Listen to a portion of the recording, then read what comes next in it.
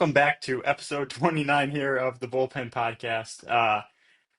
Great weekend, Memorial Day weekend, kind of kick off to summer, I feel like for me, but also there's some baseball going on. Um, College baseball championships kind of wrapped up. A lot of good stuff. So how was your guys' weekend? You guys have some fun over Memorial Day?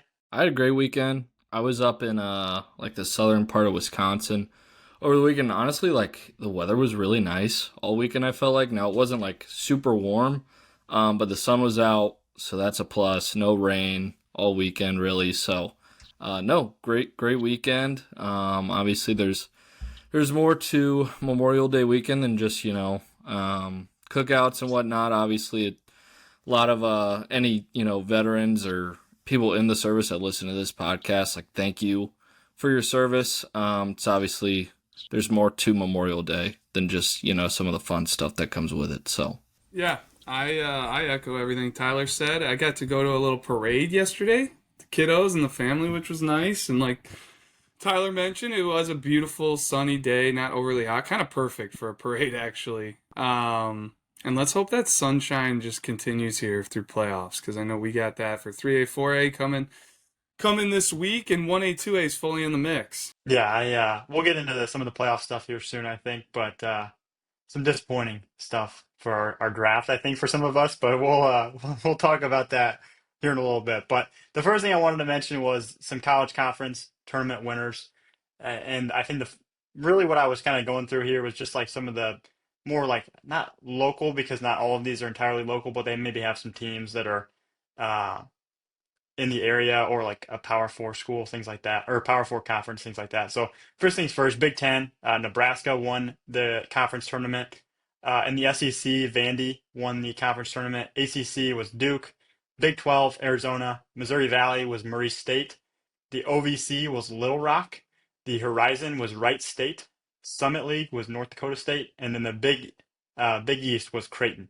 So some winners in their conference college tournaments. But if you guys have anything, feel free to get in there. yeah, I was watching the Big Ten tournament this past weekend. Obviously, like those that listen to this podcast, I'm like a Penn State fan, so I follow their athletics. But with Nebraska, this is 2 years in a row where they've won the Big Ten tournament. Obviously, it's a little bit different this year. There was a whole new format with the Big Ten. You had to win a pool first, and then it went into semifinals and then the championship. So very big kudos to Nebraska as an 8 seed. Obviously, that tournament's held in Omaha, so turns into like a de facto home game for them anytime they play down there. So, but no, just want to shout that out. 2 years in a row, them winning the Big Ten, and I think, as you guys know, like those teams that kind of come out of nowhere and win conference tournaments, like they steal at-large bids for some teams that are on the bubble and whatnot. So, Nebraska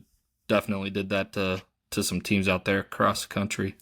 Well, speaking of that, look at Little Rock. I didn't realize they were 8-16 in conference, and they made the tournament. And then they went 5-0, and now they're in the tournament. Like I was looking at one of the graphics yesterday, and I saw Little Rock was in there, and I was like, oh wow, I didn't realize like they were any good this year. So yeah, kind of just echo that. Like you never know what's going to happen in like a playoff setting. Like anything can happen. That's kind of the beauty of it. Yeah, and obviously some big JUCO stuff happening. I think the biggest thing to note was Lakeland. The Lakers, they upset number 2 seed Blinn, the number 8 seed Salt Lake, and then tonight, this is Tuesday, so you guys will know what happens when this comes out. But they play Florence Darlington, who is the number 6 seed, tonight, Tuesday at 7 p.m. So congrats to Lakeland. I mean, they're kind of crushing it there. I hope they keep it rolling. I know we're rooting for them just as an Illinois squad down there in the Division One JUCO. And I saw Julio, Coach Godinez, dyed his hair blonde, just like the rest of the team. I think it was kind of a bet that he had with some of the guys that if they won or something, he was going to do that. And then I also heard in an interview that he's going to get a tattoo on his arm. And I think that might be a joke, but it also might be serious if they win the World Series. So we'll see what happens there, but I thought that was pretty awesome. Well, he's got to ask the wife about the tattoo, he said. But wasn't Blinn the defending national champs? That's kind of I what believe remember. that's right. Yeah. Because They're I think I always, like, saw insane. I think I saw a tweet circulating out there like when Lakeland won, like hey, they just Mhm. knocked off the defending champs. So that's a good shout there. Mhm. Yeah, and then Heartland in Division Two, they lost to Madison College up there in Wisconsin a couple days ago, and then they came back and beat Frederick Community College to stay alive. I believe that was yesterday, and then they have another game again tonight on Tuesday. So we'll see. I think if they lose, they're out of the tournament. But um, yeah, some good stuff there from some local JUCOs. Um, and then moving down to some high school conference winners. Just a few teams to note or conferences to note. The Mid Illini, Washington won that conference. The Southwestern Conference, Edwardsville won that. Duquesne, St. Charles North won that conference. Southwest Suburban, Lincoln Way East won that conference. The West Suburban Silver, OPRF and DGN will share that title. And then the West Suburban Gold, Downers Grove South won that division. So congrats to those teams. And they're kind of rolling into playoffs now with 3A, 4A starting. Hammett, shout out the alma mater, man. 16-2 in conference. I saw they edged it out by like a game against Willowbrook. I think Willowbrook was 15-3. So yeah, come on, give your Mustangs some love there. Yeah. Good for the boys. Good for Downers Grove in general. I mean, North and South. I feel like I can say that now because I'm kind of out of the rivalry now. It's just like, now I just kind of root for Downers Grove now. But yeah, there's some good baseball over here for sure. But yeah, Well, good and, for like, both those squads and OPRF too. Lincoln Way East winning the Southwest Suburban. It's just a tough conference. Like battling Lincoln Way West, Lincoln Way Central. There's others in there, and I look at St. Charles North, getting through a Lake Park and some teams in that conference. And you've got Edwardsville down there in the Southwestern Conference. I know O'Fallon was really good this year. That tends to be a battle every single year. And then the Middle Illini, Gavin, a lot of good teams down there in that conference this year. So I know on last week's call, like there were some conference titles already decided. We were waiting to hear on some of these others. So now we can start to kind of turn our attention. But congrats to those schools for sure.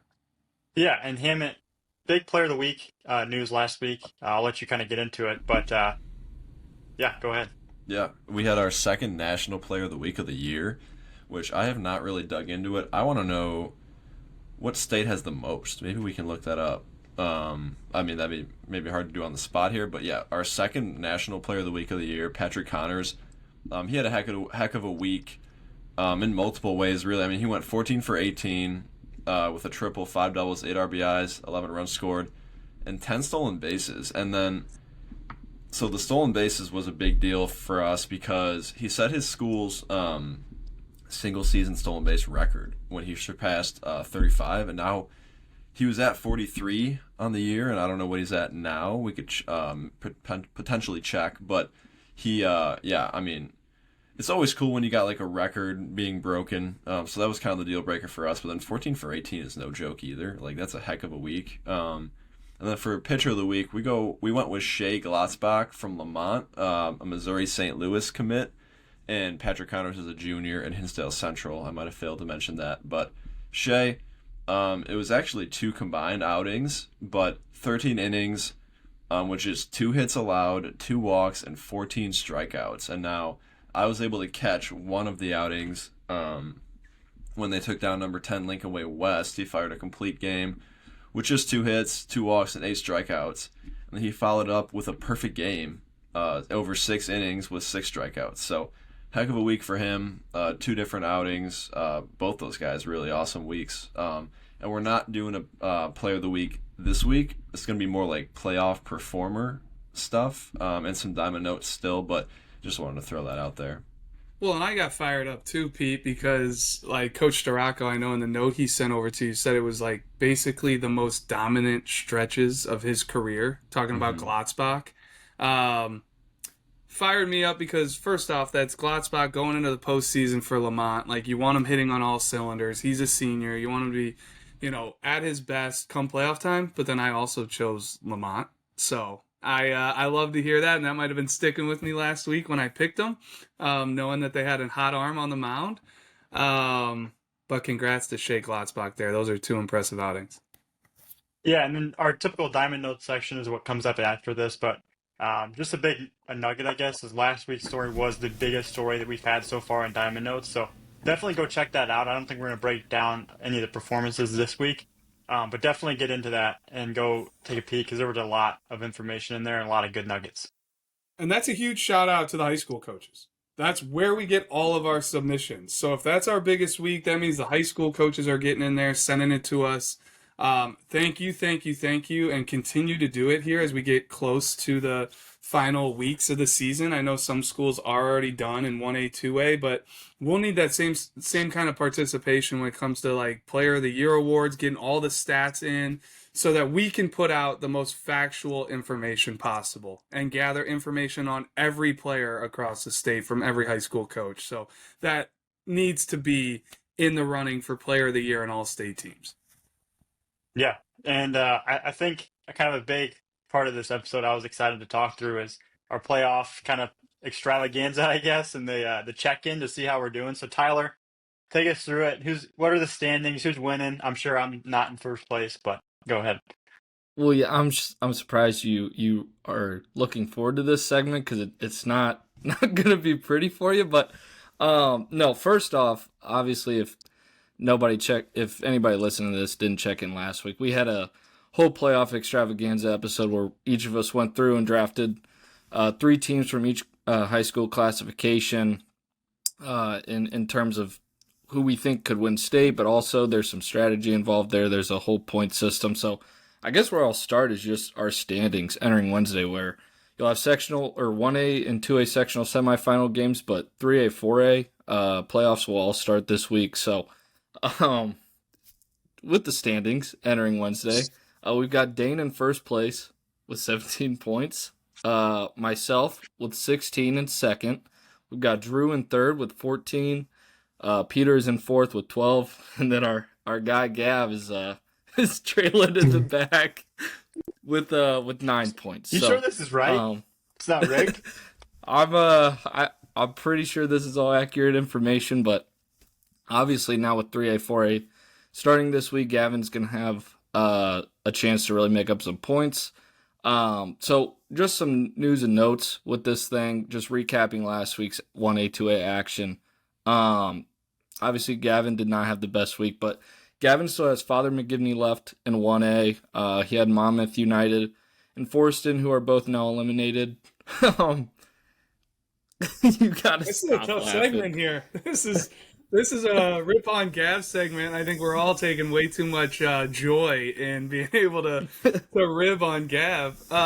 Luckily, Gavin, there's plenty of baseball left. Like, this is where the points really tick up, right, Tyler? Like, Yep. this is where we can make big swings. So, I mean, what, he has Father McGivney left in 1A? Yeah, like, I if mean, Father yes, McGivney wins right it Which is all, a great Yeah. team to have left. 2A, he's got Byron left. Again, another state wait, what unfortunately, happened to St. Joe and Tremont? Yeah, they Oh, unfortunately sorry, got Gav. eliminated. Yeah, Sorry. yeah, that was Those are tough. two Well, teams I wanted to pick, too, so I you think love the when that only happens. thing that gives me joy with this segment, ragging on Gav, is, man, everybody in Instagram and Twitter has been saying how Gavin's cooking. Well, I want to know what he's cooking with, because if this is cooking, I don't want to cook. So just had to throw that out there. But Just wait until June 6th.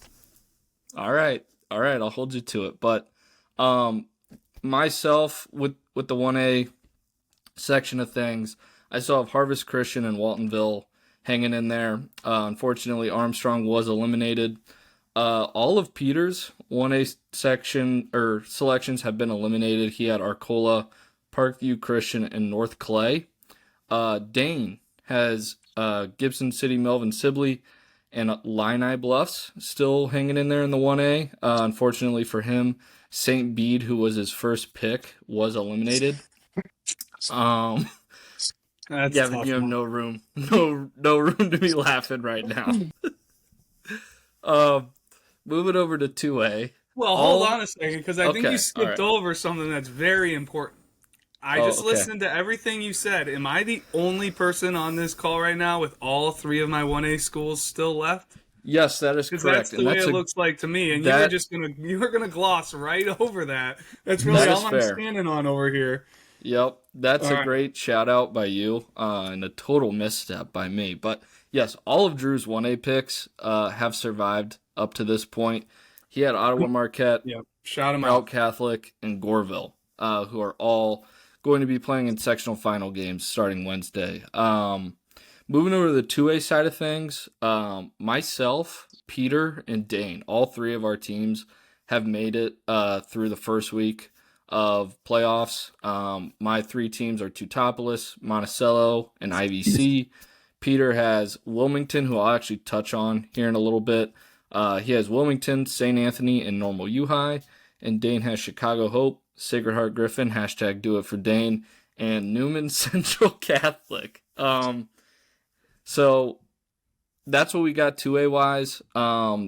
Drew only has Pleasant Plains left in 2A. Unfortunately for Drew, Nashville and Greenville were both eliminated. Come on, Coach Just Brewer. Take it home. Take it home. You're my last hope down there.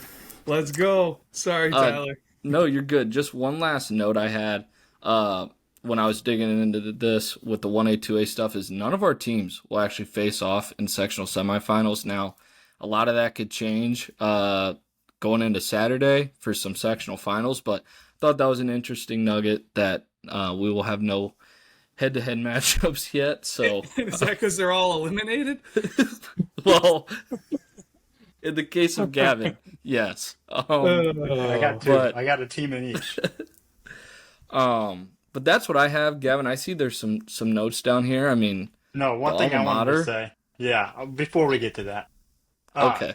Illini Bluffs will play Bluffs co-op, and I was looking through that was very confusing for me to see both of that at the same time.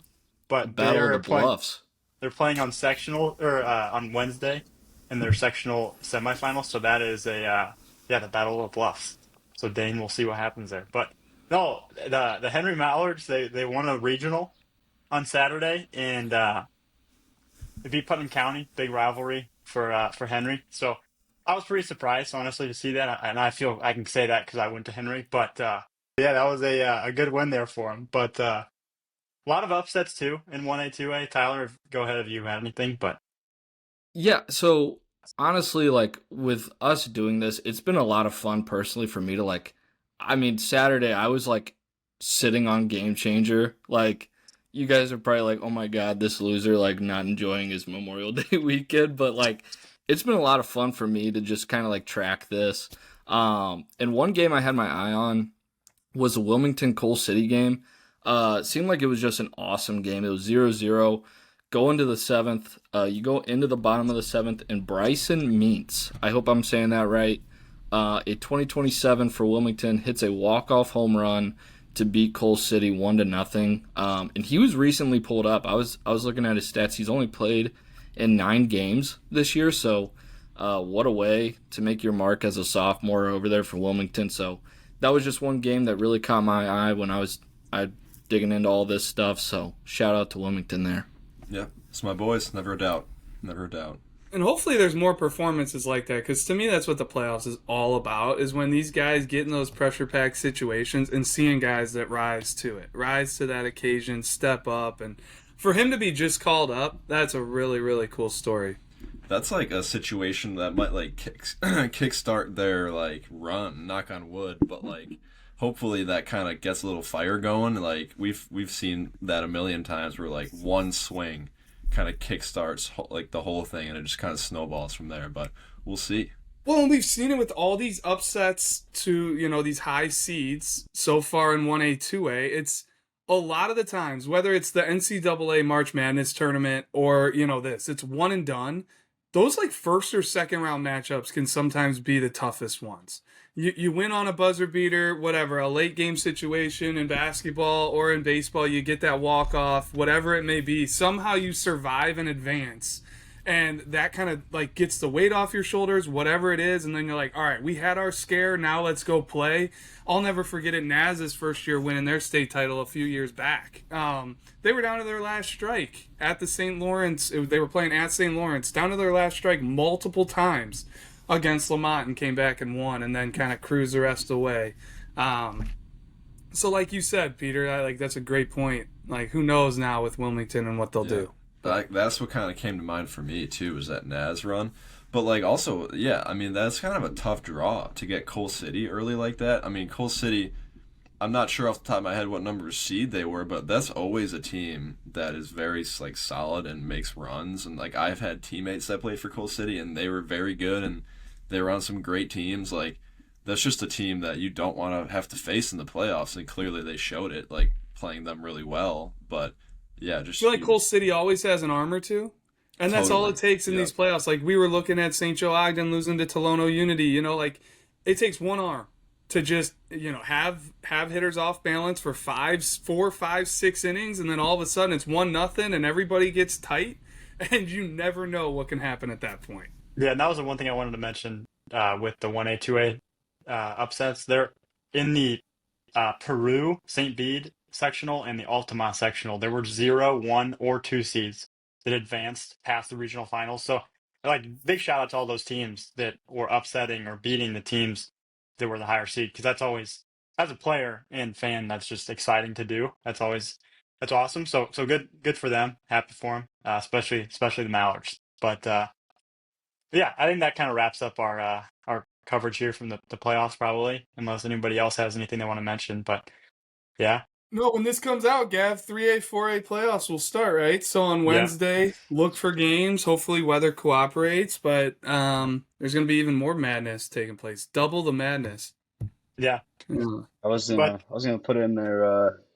Shout out to shout out to all those that are giving us hype about this stuff. I think it's kind of taken a life of its own. But whether they're taking it as Drew Locascio took us in a draft, we're gonna fight for him, or there's teams that kind of align in the second round with our picks, and they're like, hey, we're in their path. Why didn't they take us?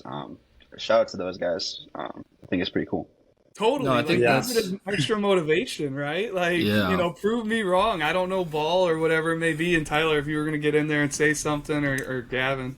No, it's been great. Like honestly, all the parents, all the players that are interacting with us, like I was giving Gavin crap, like all these people were saying he was cooking, but like we love that interaction. Like you guys feel free to roast me. Like I don't care. Like it's fun. It's fun interacting with you guys. So Pretty no, easy. that's a great yeah, yeah.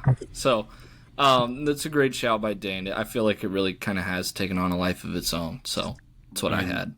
the do it for Dane thing is probably my favorite thing out of the like all of this. Like that's unbelievable. I hope they're actually using that like on the team, and like whether it's a joke or not, like I hope they actually are saying that because that's Yeah, hilarious.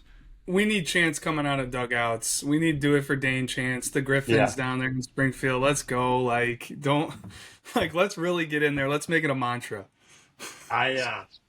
I'm not rooting for anybody. I'm not going to be biased or anything. But if Sacred Heart made it and they were doing a "Do It for Dane" chant at state, that would be the most electric, funny thing ever. So we'll let's maybe hope that they can make it there just to see if that actually happens. But If uh, they make it to a super, all right. If they make it to a super on that Monday, we might need to start thinking about T-shirts. Like, yeah, it might yeah, have to happen. yeah, Well, if they win state, does Dane get a ring? I mean, he should. How else would they have made it? Like, if he didn't pick them, they weren't gonna. Come on. So I think I don't he know. definitely Dane needs deserves to go. something. He needs to go to like every game, at least minimum, just to show face. I agree. Might throw the first pitch out of next season or something. I don't know. Opening day. Oh, that's a great call. Well, let's hope they yeah, keep this ride yeah, going because it has been fun to see them win and get behind our selections. And we do love it. Like it's been an awesome talking point for us. You never know when you put something like Tyler. Credit to you putting this thing together and bringing it to fruition. But you never know how it's gonna pick up or what people are gonna think on it. So it's fun to see the interaction and keep it up because. Like I said, 3A, 4A is about to start, and things I'm sure are going to get wild in certain sectionals, and there's bound to be plenty of upsets to go around. yeah. So kind of looking at some coverage from last week, it was kind of a light week to be honest, just because of the weather and things. There was a lot of rain, but cold. Like it was just not a great week for baseball. Um, but we were out towards the end of the week once it started getting nicer and games were being played. Um, I don't know how we're going to go about this exactly, maybe a little bit differently, but like Dane, I'll let you kick things off because you kind of saw your best performance is what you're kind of labeling this as from last week, and it was a high draft follow out of Illinois as well. So go ahead. Yeah, I saw last Tuesday. I saw Cameron Appenzeller start against Rochester. He threw six shutout innings, 12 strikeouts. Didn't allow a hit until the fourth inning and only walked one. He threw 88 pitches, 70% strike percentage. Just a repeatable delivery, easy actions. Set 89.92. In the first couple innings, he was sitting 90.92, settled down to 89.90 in the fifth. Mixed in a slider with that sat 77-80 with sweeping action, settled down to 76-79 in the fifth inning. Produced plenty of swings and misses with his slider. Just a confident competitor on the mound. At the plate, he also connected on two solo home runs, so he's getting it done in all aspects of the game. I was just about to ask you because, like, best performance, I know he did really well on the mound. One hit through 6 innings, 12 Ks, but, like, I saw the two home runs come through on social, and there must be something down there in Glenwood. Like, these pitchers that want to rake for them because he and Dylan Huff have been two of their better hitters this spring. And I was kind of telling the guys, like, it's only going to help Appenzeller's draft stock and his draft status to hit home runs. Like, all that shows is just he's athletic. He can leverage his body.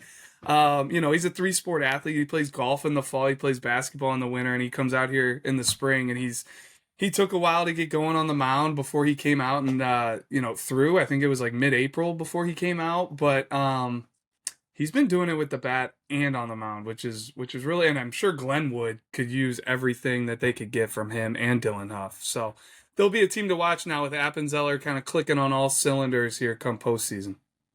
Yeah, and then looking over at some best prospects that we saw, I'm going to go with Landon Crawford. He was a left-handed pitcher out of Farmington, uncommitted 2026. He kind of got tipped off by a college coach on Crawford, just as a guy maybe to go peek at. Trying to get out to go see him throughout the spring, didn't end up working out until this past Saturday when he played. He pitched against Peoria Notre Dame in a 2A final, 1-0 game that Notre Dame ended up winning. But Crawford is a 6'4", 175-pound kid, long levers, a ton of upside still to come, a lot of strength still to be added. But it was a really good operation. I really liked the way that he moved. It was easy. There was not a ton of effort. Early in the game, the first inning, it was like 87-88, but it kind of settled 82-85 throughout the game. And just the way that he moves, the breaker looked pretty good. It was like 73-75 in the first inning, first two innings maybe, with some depth. Mixed in a changeup at like 70 miles an hour. I didn't see it a ton. Had some fade though when he did throw it. But just really like the upside. I don't know what kind of like training he's done. I don't have a ton of that knowledge on him, so I don't know of like what his situation is. But just a guy that we did not know a ton of. We just heard some information on him. Win saw him, and he just really emerged as a must-know guy in this class. So good stuff there from Landon Crawford. Yeah, that video was awesome, Gav. That kid needs to get on. Our coaches need to get on that kid ASAP. Especially going into the summer here. Hopefully we get to see him a couple times. But I'm going to go with, I got a handful of guys that I kind of want to bring up here. My first one's going to be Brady Bunick. Got a brief look at him, just one inning of work on Saturday. He was up to 94 with the fastball, sat 91 to 93. I mean, he's 6'3", 205. He looks bigger than that, honestly. Like, I wouldn't be surprised if he was at least 6'4". But it's a really repeatable delivery. He throws a ton of strikes for that size. Like, we were looking at it. He's got like 25 innings and only 6 walks on the year, which is pretty crazy, especially having that arm talent and being that young. But yeah, 91, 93, touch 94 with hard sinking action. And he flashed a wipeout slider and splitter, both for like potential out pitch in the future. And I mean, I tweeted him out. You can see the breaking ball and the splitter both in the video. It's a real 3-pitch mix. Man, I really, really like that kid. I think that kid has a real chance to establish himself as a draft prospect, like a high-level draft prospect moving forward as he continues to get older. But staying on the topic of draft prospects, Quinn Shambo, I got a good look at him. And I'm actually going to talk about him a little bit later on for some defense. But he, I mean, just continues to look like one of the top he's the top catcher in the state, and he looks every bit of that. Like, the defense is outstanding. The receiving, the arm strength, all of it is just, it's exactly how it should look for a high-level catcher, especially in high school. And he's showed off some strength with the bat once again. I've seen him, I don't know, maybe 3 or 4 times throughout his high school career in game, and I've seen him homer to the opposite field now twice. So it was just good to see him do that. Liked his at bats. He doesn't strike out and walks a lot. So just another good look at him. And then Ethan Bass, our number 2 ranked player in the 26th class, one of the top shortstops in the country, committed to Wake Forest. He's a junior at Glenbrook North. Good look at him. He's an advanced defender. He's going to stop. He has a chance to stick at shortstop moving forward. Just a premium athlete. I had a 4.19 down the line on him, and then a 4.63 on a turn, and it was a really good swing on the turn when he hit a double. So he kind of like was fighting and sat back and flicked the double the other way. It was a good barrel. Like I said, 4.63. I just really like the actions. He's just all sorts of twitch and bat speed. Just high level athlete that is just going to continue to get better. I mean, you can put him anywhere on the field, and he's going to do well. Yeah, and then I saw Colin Schweigen on Saturday against Sherrard. Premium 2 sport athletes getting interest, high level interest in football as well. He struck out 6 batters through 3 2/3 innings.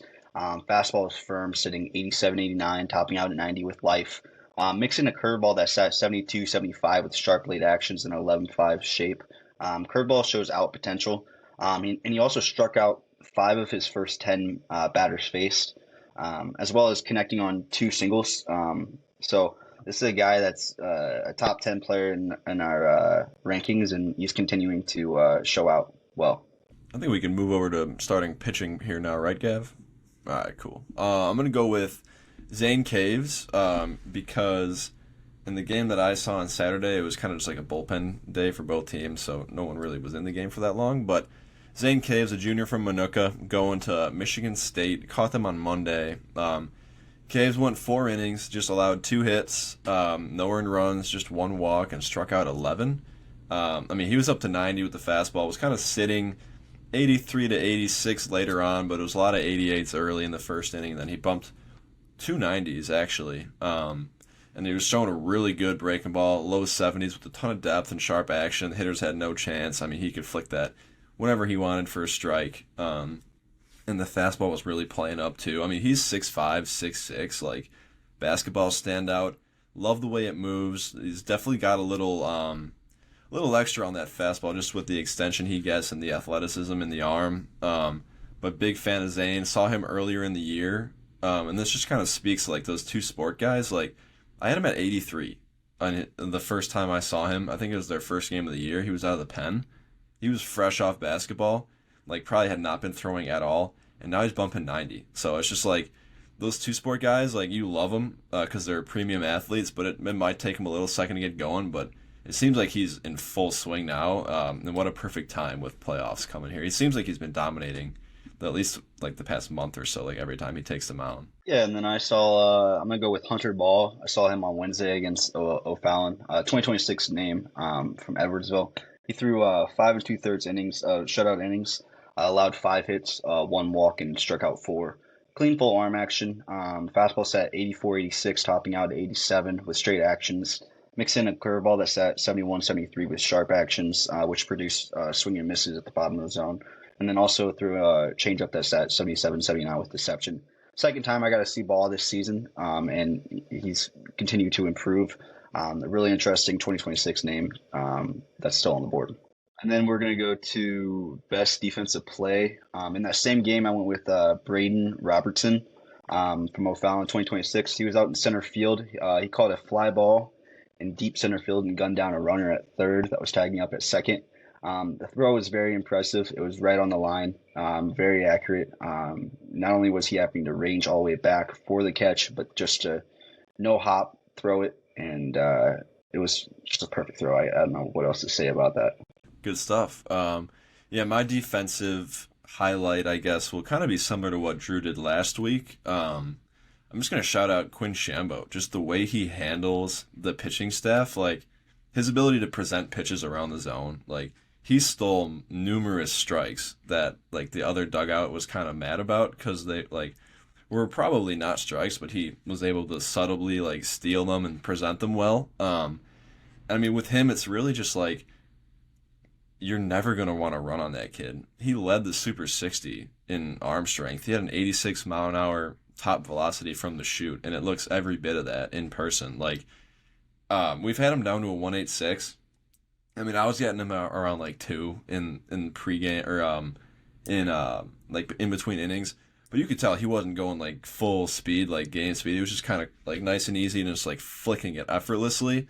But the way that arm plays with like true backspin on the bag with all sorts of strength, like that's how it should look, man. Like I've seen some high level catchers in my time just being around the game, and that's what it looks like.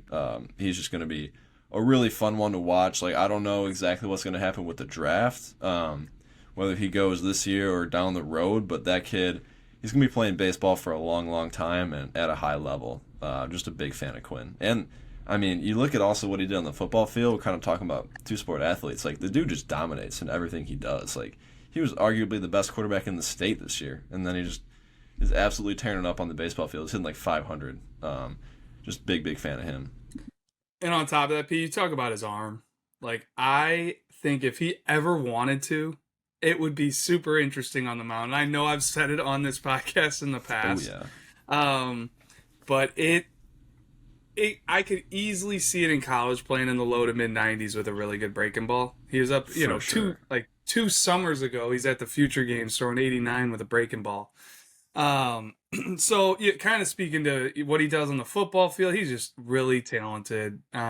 Crazy arm talent. Sounds like he was really receiving it for you. But yeah, we've long known Quinn. He was a junior future gamer back in 8th grade. So I've had a ton of history on him, and glad to see that he kind of just keeps getting better from the sounds of it. Yeah, he was my 4 hole? I'm trying to remember. He was definitely in the top half of that lineup. He was a stud. That team was awesome. Yeah. But yeah, he was a dude back then too. Yeah. All right, so this next section is kind of like we're calling it the All-State watch list. It doesn't mean that everybody on here, um, like that's who's going to be on the All-State team. Like there's definitely guys we're going to be missing here, but we're just going to kind of talk through uh, players in different parts of the states that we feel like probably had good years. We have their stats on them maybe now that we're going to kind of mention. Um, really just kind of an open discussion about some guys to kind of keep an eye out for that might be on that all-state team. But with that, call us out for anybody that we probably are missing. Like, let us know, email us, keep us posted on that as well. But Drew, I'll kind of let you kind of take over the rest, or him, and I see you're unmuted too. But go Oh, ahead. I just figured no, we could I- kind of just roll and talk about Yeah. it. Excuse me. I'm totally fine just rolling. I think the whole crux of this is, hey, the year's ending. At least like what we're doing from where we sit is we're starting to think about, oh wow, okay, after the 3A 4A state finals on that second weekend of June, we need to have that 1A 2A or first place, second place, third place, all state teams at least in a really good spot. So when the season's over, we can add any guys that maybe tore it up at in the playoffs or at state and add them to the list. But we need to start getting a good idea. So we're brainstorming on our end. We're starting to reach out to coaches for players' stats so we can start to compile this list. And we felt like, hey, might as well just talk through some of these guys that are like kind of no-brainers. Not that they're going to be on the list, but guys that we either saw, showed up in the daily roundup all the time, were player of the week nominations like multiple times, guys that are really high up in our rankings that we know we're going to have to double check, like a Brandon Shannon. You know, like he's one of the top right-handed arms in our 25 class. He got turned in for player of the week constantly. We saw a couple of his unbelievable outings, and the ones we didn't see, we were tracking on social media, on Game Changer, looking at his stats. So, really, this is for us. Like, we're using this as a brainstorming session. We do have stats on some guys. We don't have stats on other guys. We may mention a guy like Enzo Infelice is one. To me, he's one of the top bats in the state. I don't know his stats. I don't know if he hit 310 or 410.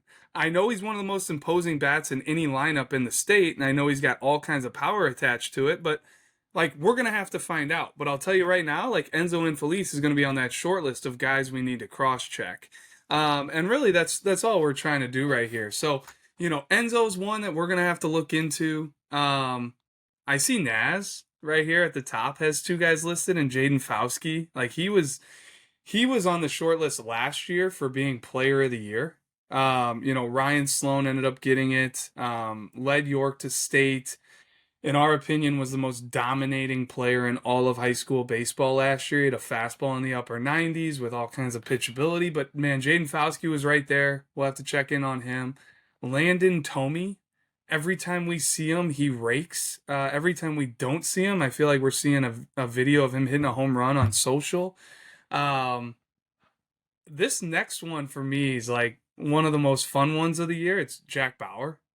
Really when you go to the end of the year and start to break down these stats, like how dominant are they going to look? Because 101.7 mile an hour fastball or whatever he threw at Lake Point, like that's dominant. But we got to see exactly what the numbers break down. But regardless, like huge breakout year for him. Um, and I'll be very curious to see what those numbers look like at the end of the year. I don't know if there are any guys that are popping off the page to you guys.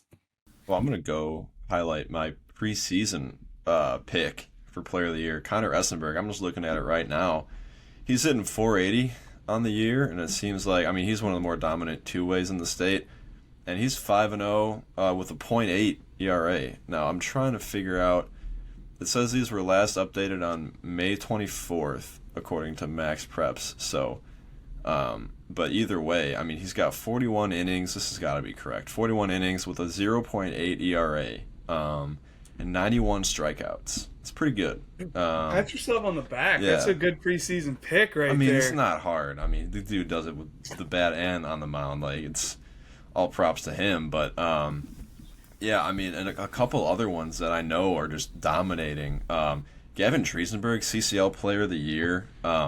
35 games, hit 460 on the year, 530 OBP, 730 slug, 1266 OPS, 14 doubles, 4 bombs, 39 RBIs. Like, man, I didn't even know that the stats were that good. And that was all in conference, correct? That should be the stats you're reading off. I believe overall. are year-end stats. Okay, but nice. He did win Player of the Year in that conference, and they probably would have only factored in his stats in conference play for that, which I don't have those. I'm sure they're very impressive because that's a tough conference to win that award. For sure, and like a bulk of those stats are coming from that conference where there's premium arms week after week, day after day. So that's super impressive. But some other ones that I saw, Hammett, real quick, you brought up a couple good points. Like, you found Triesenberg on Max Preps, and we're using a couple different websites, whatever you want to call it, to collect some stats just mid-season when we're curious about a guy, right? So, or a team, hey, who's doing really well? Let me look, like who's their ace, whatever. It's not always going to be correct. One resource that I use a ton is STL Today. But that's why it's so important for us to get the year-end stats from these schools. So, hey, were the numbers that we were looking at all year round, were they correct? Is that, like, were we on it there? But then also you bring up Triesenberg, and I think a really hard thing to do with these Player of the Year and All-State watch lists and selecting these teams is, okay, what's your criteria? Like, what is your criteria for All-State teams? And to me, it's like, hey, who are the most dominant, best prospects, like played the best competition and dominated the best competition versus, maybe there's a good player who played really poor competition and put up huge numbers. Like, that's a very hard thing to factor. But also, like, defense, base running. Yes, you can look at stolen bases, but like, not every good base runner is a base stealer per se. And defense, there's really, other than fielding percentage, like Anthony Cardilano, like, how does he differ versus another center fielder where maybe he gets to everything, and if you watch him play all year, wow, that guy impacted like 12 different games making huge plays versus a guy who's kind of a liability. So just a lot of stuff that we do look at. I do think when it comes to like a tie, guys that we're like, hey, who do you choose? Defense, base running, leadership on the field, all plays a role. So keep going. Some other guys you're eyeing. Yeah, for sure. And then like also maybe like helping them to state, like you said, right, with the Ryan Sloan, like something like that too is huge. Like the overall value they brought to that team, like would they have made it to state without him? That's a big one. Love it. But another one that stood out to me, just kind of like scrolling Twitter and seeing some of these awards come through. Zach Pomato from JCA. He was one of the MVPs in the ESCC at JCA. He's a senior going to Northern Kentucky. he hit 535 with a 1.395 OPS.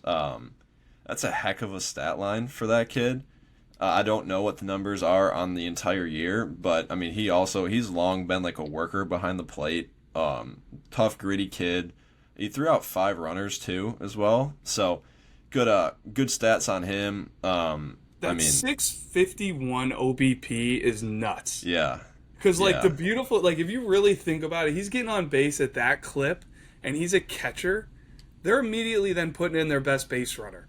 Like that is such a nice commodity to have there for Coach Voss. Your catcher's getting on base at that kind of clip, and you can pinch run. So no, and Pomato's long been a standout for JCA. Like he's been in that lineup since he was an underclassman, has long been a performer, and I mean taking it to another level with those stats. Totally, That's absurd. And then sticking on JCA, Lucas Grant. I mean, he was the pitcher of the year in that conference. He had 2 wins, a save, 22 innings, and then a 0.32 ERA with just 8 hits allowed, and he struck out 38 guys to just 1 walk. I want to know who that walk was because I might have actually seen it now that I'm thinking about it.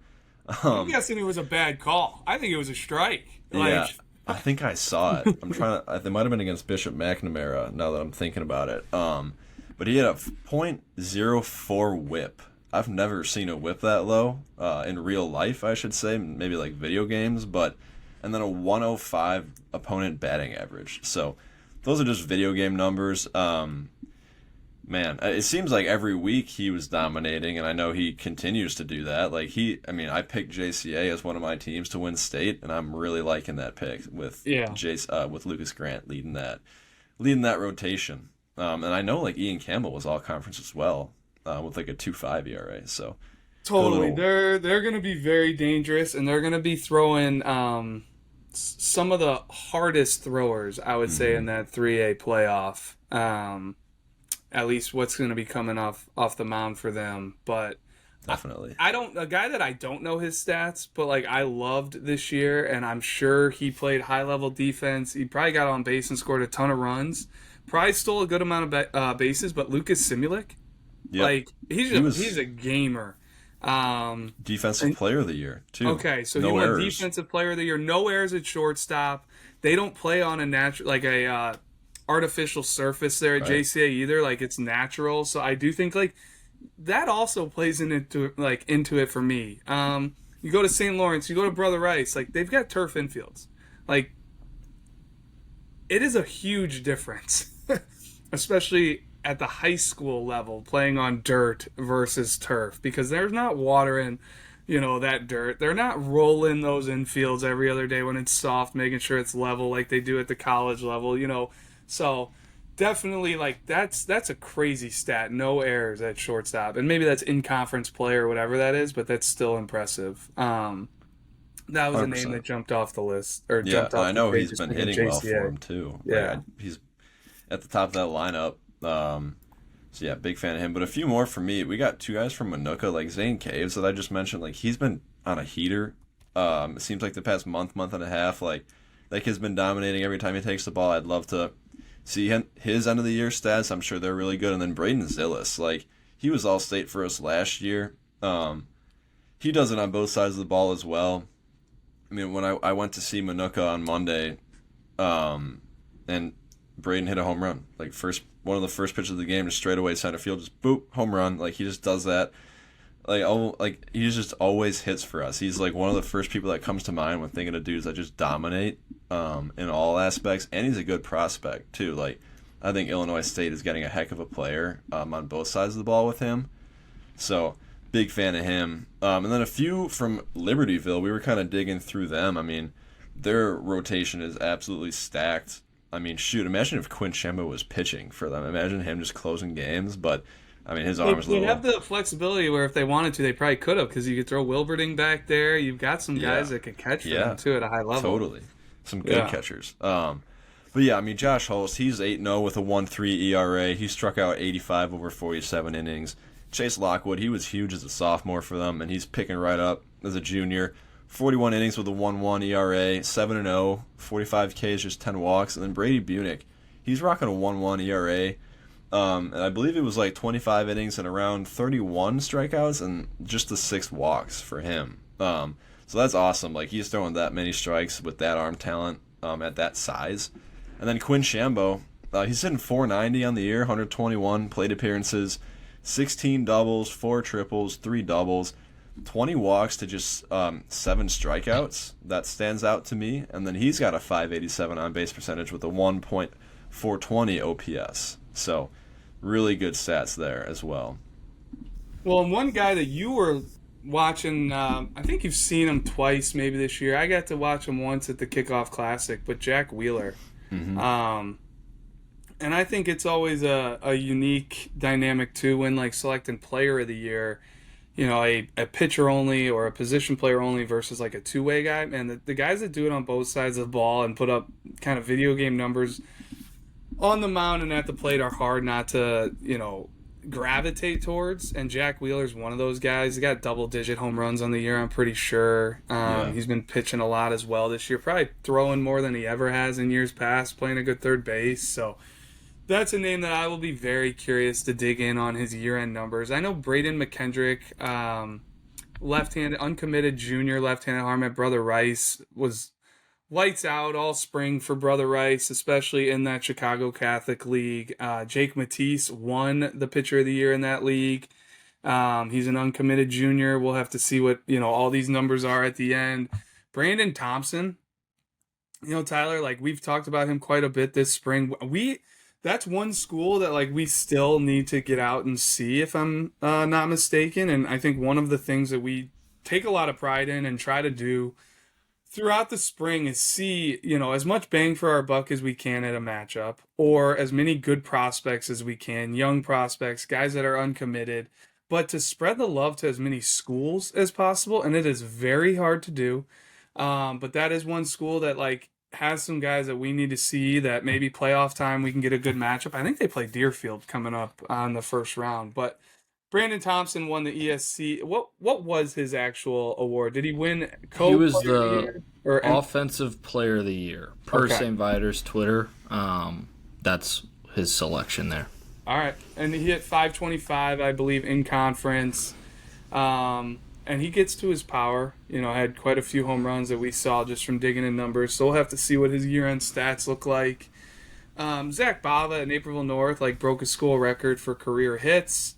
Long been a performer. He can run too. Like I'm sure he's impacting the game on the bases. He'll be a name to know. And we did it kind of by region here, so that was a lot of just the Chicagoland names that had stood out. I think Lucas Rink has had a big year for Wilmington as well.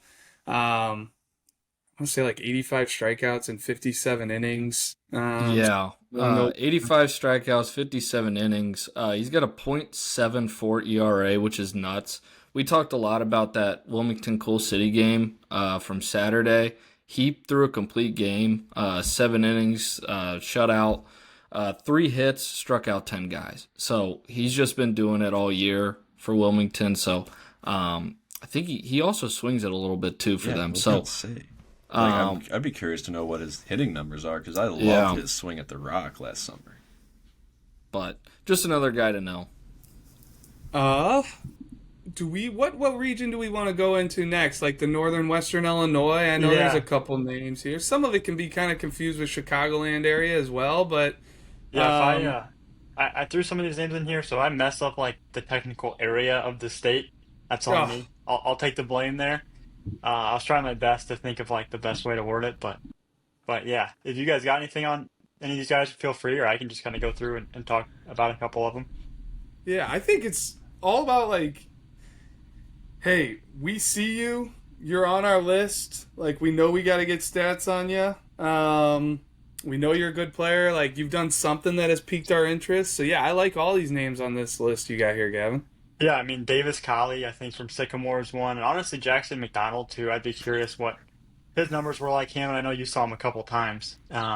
They've got a good team, but I'm sure Colley's numbers are pretty ridiculous. A Bradley commit, 2025, big year for him, I'm sure.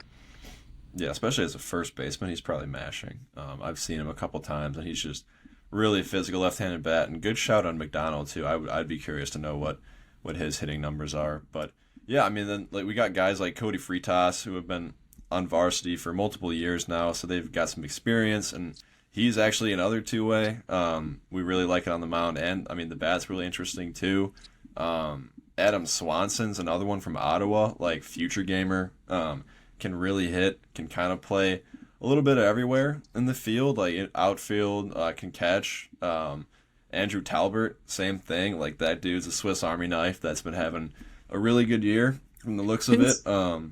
He's thrown like multiple no hitters that we've seen, Yeah, and we've always liked him as a position guy. Like he's got a huge arm. I think he was maybe mid 90s from the outfield at our preseason All State a few years ago. yeah, Don't quote me on that. I kind of want to look that up, but um, offensively too, like he's got big power. I know he hit like a couple home runs that we saw over social. That's a name I'm very curious to see kind of what the year-end stats come out to be. And this next one, left-handed arm Aiden Tarrant. How do you pronounce the last Tyrannus, name? I believe. Tyrannus is Okay. how you say it, I think.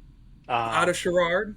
yeah, going to UIC. I mean, I see like every week. I feel like the Diamond Notes, their coach is always submitting his name for that, or like in the daily roundup, he'd have like 10, 11 strikeouts a game. It seemed like so. I'm sure he had a really big year, and I know he hits for them too. But I think probably the stats on the mound were probably really good. So I'm curious what that would be. And then Callahan O'Connor out of Bishop Mac. Sure, he had a pretty big year. I'm curious what his stats looked like for Bishop Mac.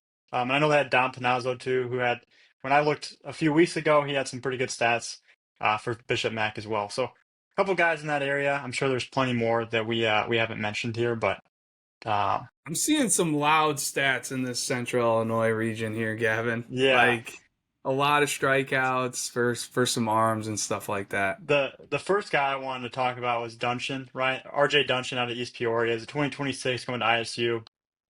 And first team all conference in the Middle Illini. And he's just a guy that we've kind of seen do it throughout the year and the looks that we've had at him.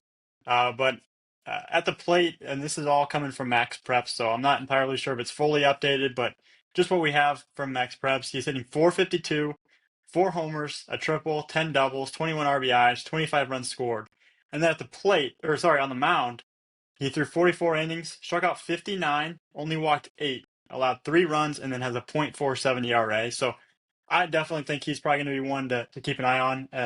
Just numbers on both sides of the ball, really good, and then really good prospect as well. So we'll see if he can take East Peoria too. See how far he can take them in the playoffs. I mean, these Appenzeller stats are nuts.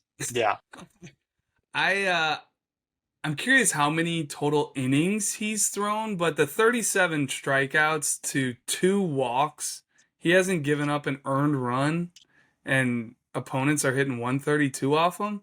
And then for good measure, we kind of talked about his bat playing at a pretty high level. Like he's hitting 440 with 7 doubles and 6 home runs. And those 37 strikeouts have come in 19 innings. So basically, two guys an inning, he's striking out and not walking a soul.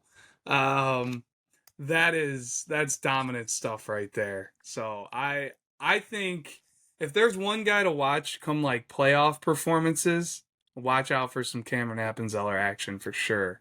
yeah, and I mean Dylan Dylan Huff's Huff, another yeah, guy on his team that will want to look up numbers. I think Um, like pitching numbers, yeah, we'll see. But I think again, like you've mentioned it a couple times, I think today, Drew. But like, man, his numbers at the plate, Dylan I'm Huff's been sure. raking. Yes, yes, like all year.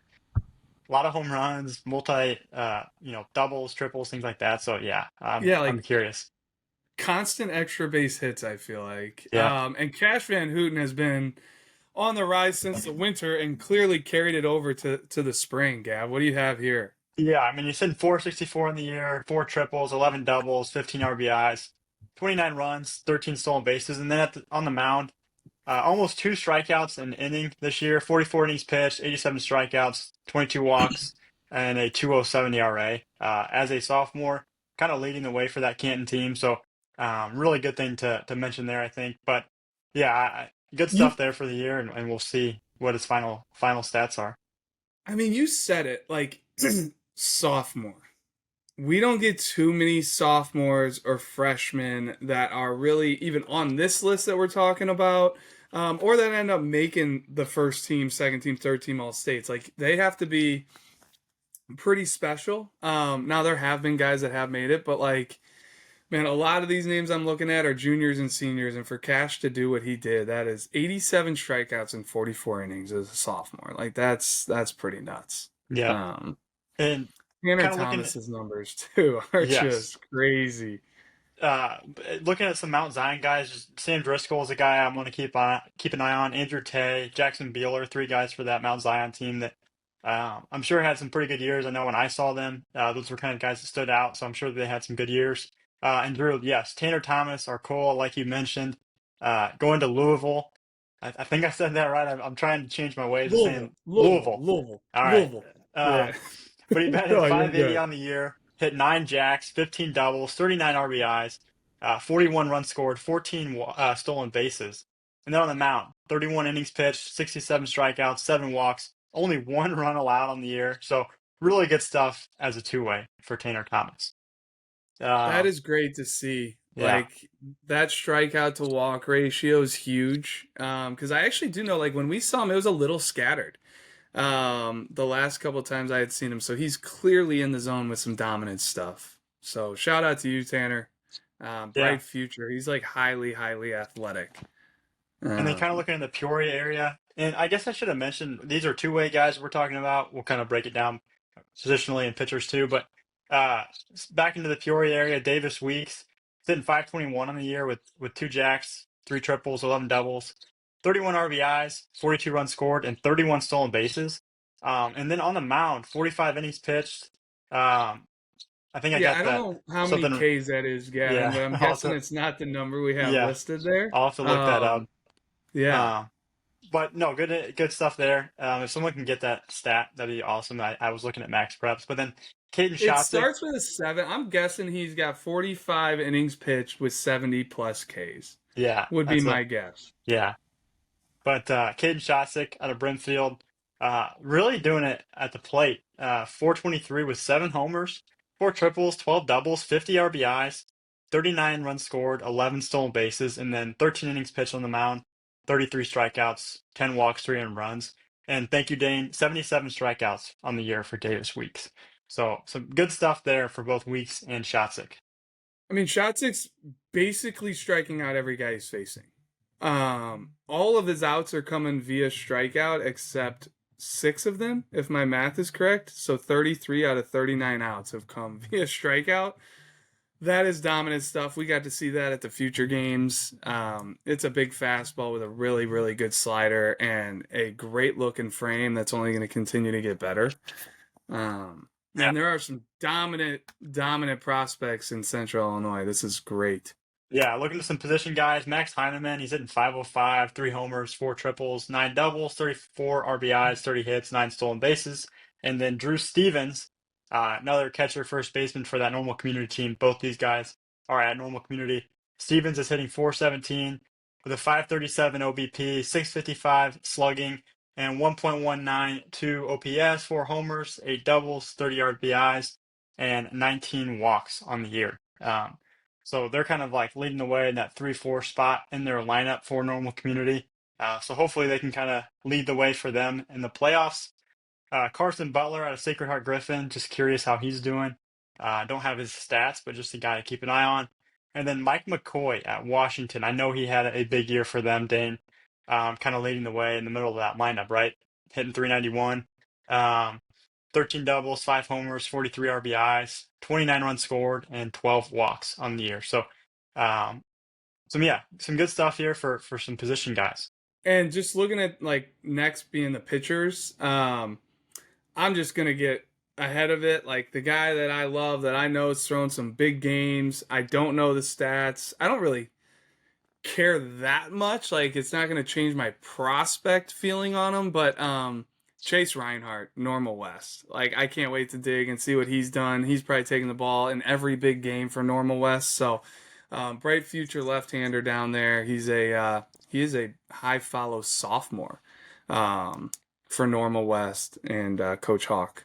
But Yeah, that's one guy one I thing to saw in there mention. that I'm like itching to see how he's doing. Yeah, he. I know I mentioned it last week, but he beat Normal Community in a conference matchup, and it was Normal Community's only conference loss on the year. I bet it's under 10 walks on the season. It's a lot of strikes competitors. So yeah, his stats will. I'm really curious what he's got there. But Well, one of the top prospects in Central Illinois right now, when you talk about seniors that are getting pro love, is over at Monticello, Gap. yeah, Ike Young, we've seen him up to 94.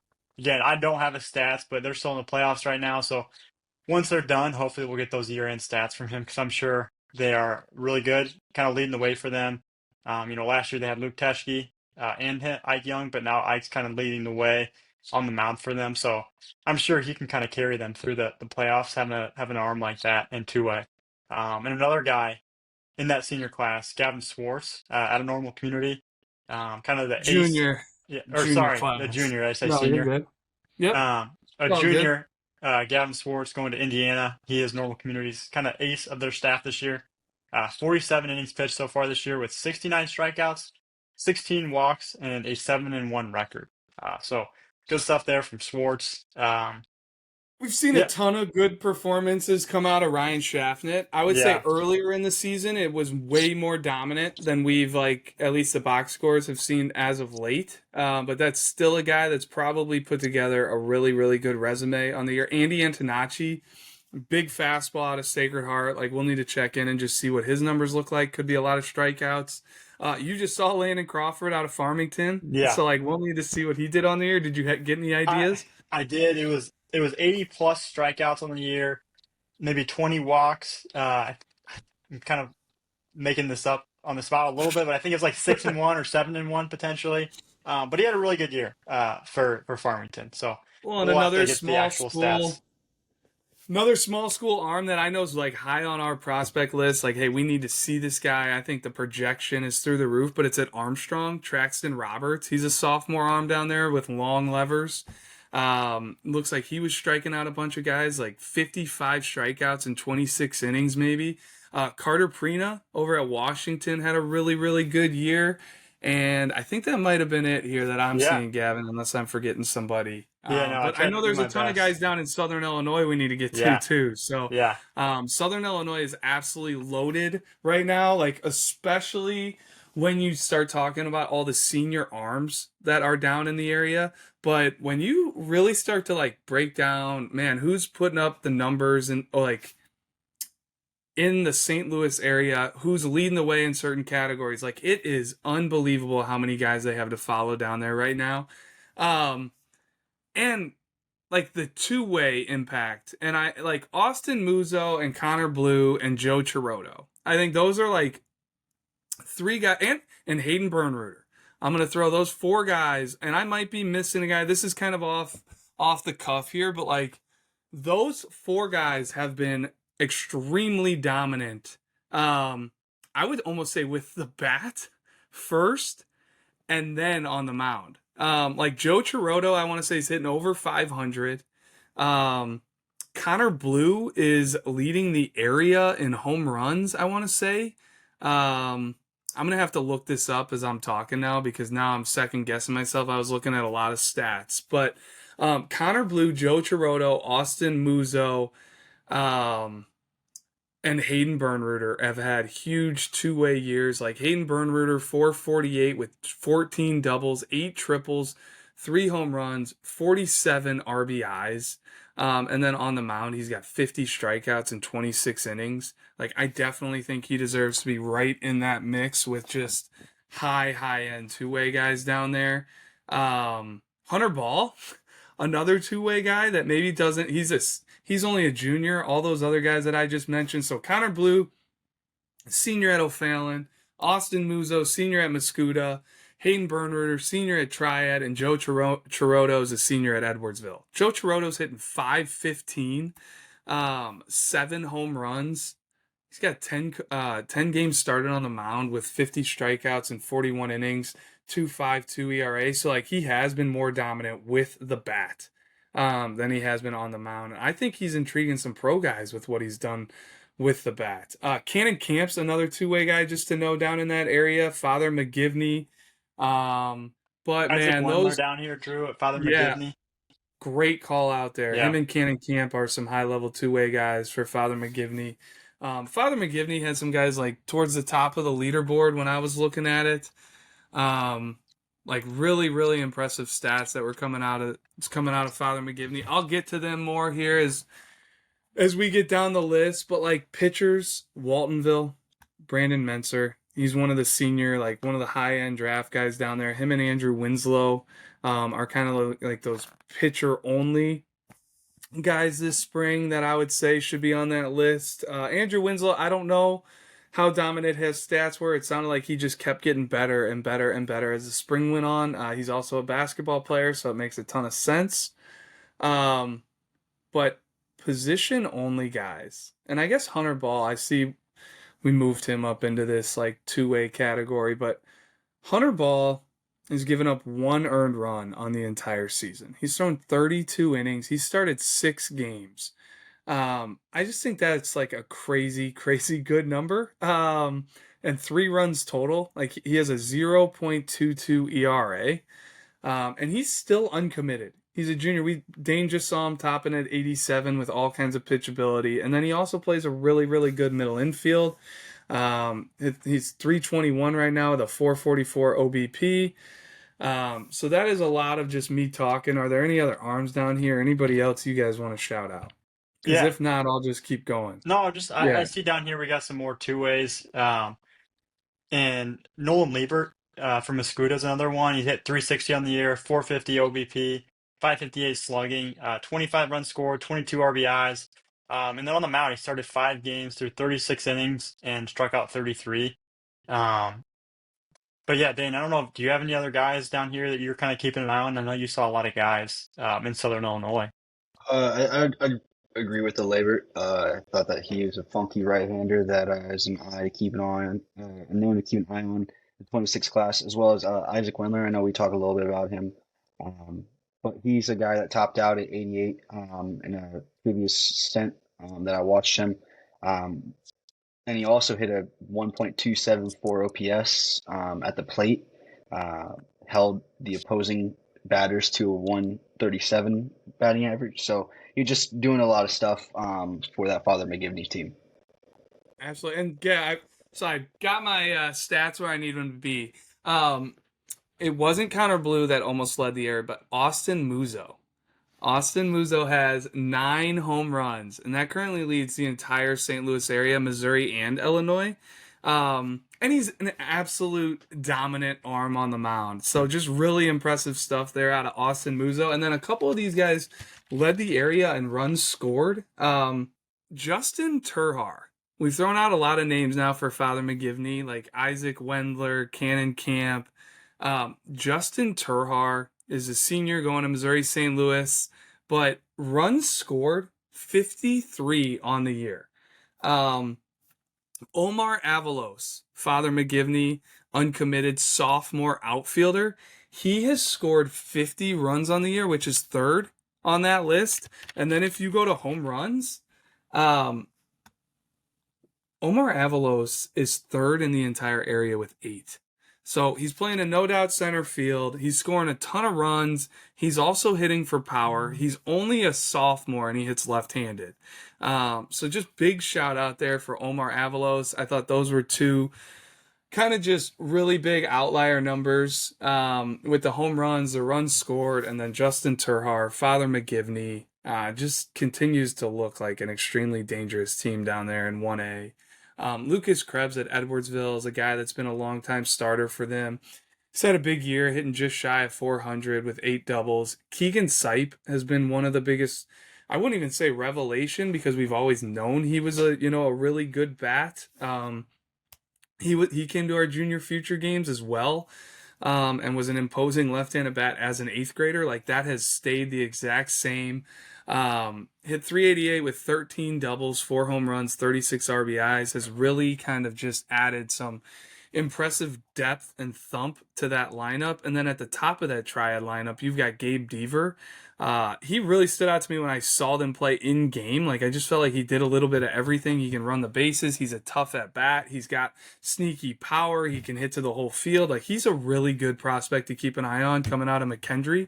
But he hit 430, 17 doubles so far, and I bolded that one because I think that might lead the area in doubles. Let me see here. He's on a couple of these leaderboards. Um, Gabe Deaver is he's tied for third in the entire St. Louis area, but he's first in Illinois when it comes to doubles with 17. He definitely deserves a shout out. You got Landon Loomis on here as well, hitting 330 with 10 runs, 7 doubles, 3 triples, 4 home runs, 29 RBIs. And you mentioned him earlier, Dane, for defense. Braden Robertson at O'Fallon. Hitting 364 with 22 runs scored, 19 RBIs. Just been a really nice piece to that O'Fallon lineup. And then a couple arms here.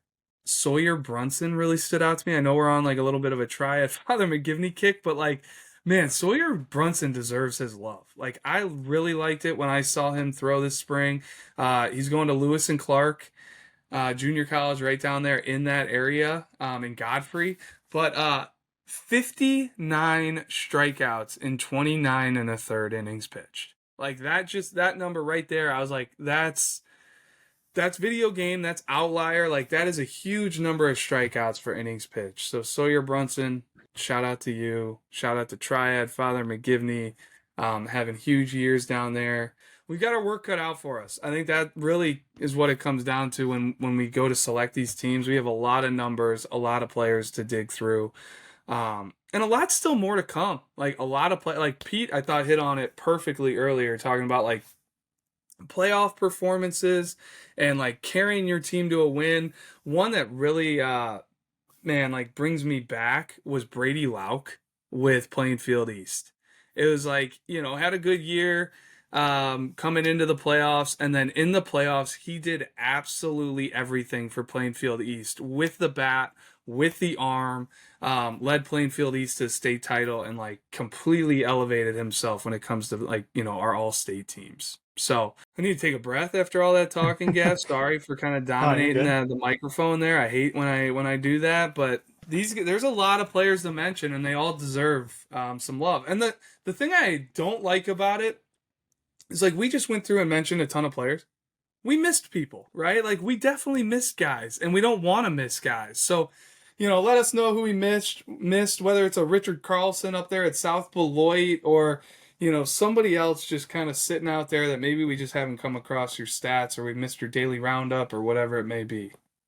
Yeah, and actually with that, Drew, I already had Coach Plummer at East Peoria reaching out about, hey, where can I send stats to? I want to get my all-state guys in and submitted. So like, no, it's good to see that people are wanting to get that in, and I appreciate it, and I think we all appreciate it. And this is fun. I'm looking forward to digging through all this stuff and seeing what comes through and doing our best to get the teams right. And yeah, it's a good time. So I love sitting there at Joliet too. And I know, the 1A, 2A this year is going to be in Champaign, making a switch there. But love Joliet, that playoff, that state finals weekend when it all kind of culminates. And they're getting ready for that final game to take place. It's a pretty cool feeling. But hopefully we get some good weather in the playoff run, or in this like last couple weeks of the playoffs, and some good playoff performances. And I know we'll be out to cover a ton of it, live and in person as much as we can, and continue to try to crush our state finals coverage as well, and continue to bring you, the most comprehensive coverage of Illinois high school baseball as we can.